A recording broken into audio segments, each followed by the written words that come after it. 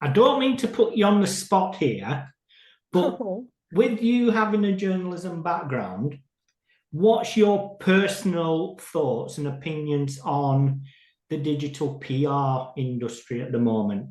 Hmm. So yes, I've thought about it many times. On being on either side, okay? Because even when I was a journalist, I was contact. It wasn't digital PR there; it was just called PR. Uh, but also as a marketer who does this for coverage. So I'll start with a very naive approach, right? And my naive approach to this is that if for a moment we think beyond links or authority scores and all of this, right?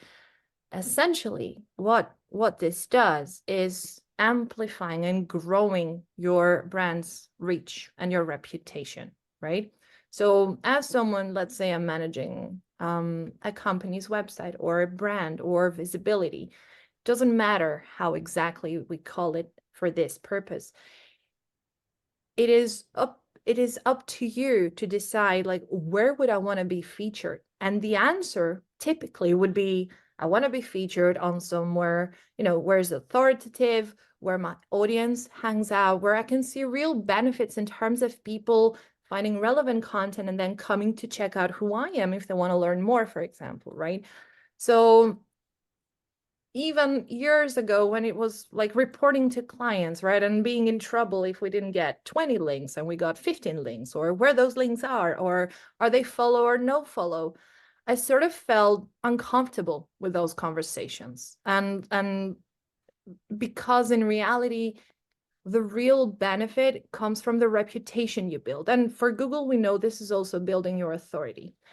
Now, for media, the landscape shifted drastically when, measurement and success comes from, of course, ads and ad spend, but also success of journalists and writers on media is based on engagements they get on their content, or total views and total shares.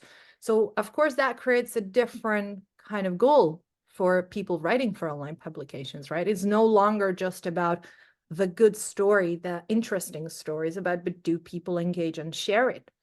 So there's a mismatch there sometimes. I feel that also that led a lot to publications no following their links for a while as well, after a while.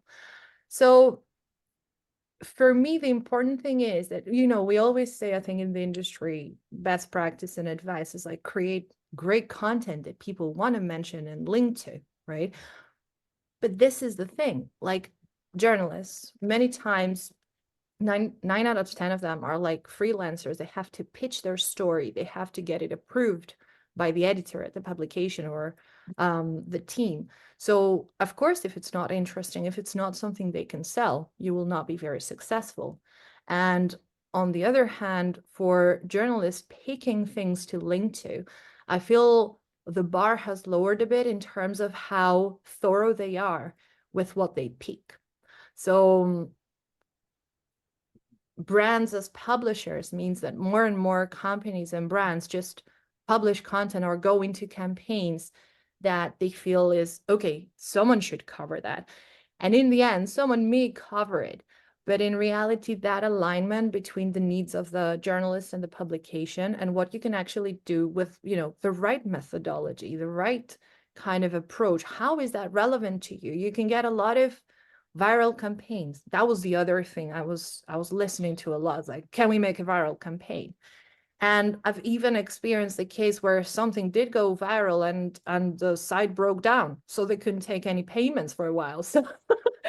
So it is having that kind of long-term strategic vision, I think, beyond how many links this month, or, the journalists, how many shares on this content. I know it's hard for them right now as well, and has been for a while, but it's like, how do you actually build that authority and that relevance to your audience is part of this.